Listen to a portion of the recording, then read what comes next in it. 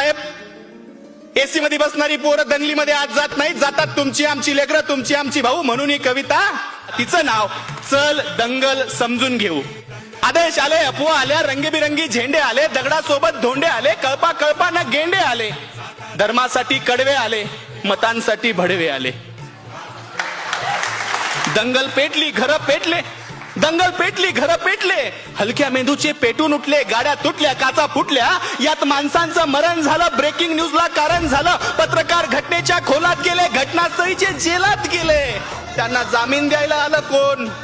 झेंड्यावाले का धर्मावाले? आले माय बाप आणि भाऊ. चल दंगल समजून घेऊ, खरं खोटं तपासून पाहू.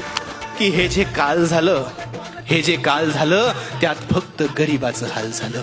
हे जे काल झालं त्यात फक्त गरिबाचं हाल झालं. पोलिसांना उडकली, त्यात सगळी पोरं अडकली. मग दाखल केस, दाखल शिक्षा, मग कशाची शाळा आणि कशाची परीक्षा.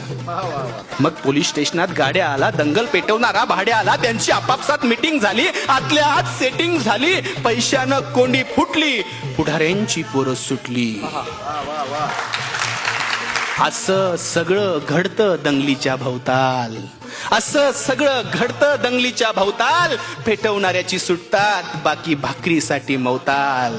आता जेलात त्यांच्या ढुंगणावर रोज कच्चून दंडे पडतात. दादा हो, एकदा जाताना साहेबाला विचारा, कोलम कसा असतो, थर्ड डिग्री कसा असतो. आता त्यांच्या ढुंगणावर जेलात रोज कच्चून दंडे पडतात. पेटवणाऱ्याची सुटली, बाकी सालोसाल सडतात. असं सगळं दंगलीमध्ये होत असतं भाऊ. चल दंगल समजून घेऊ, खरं खोटं तपासून पाहू.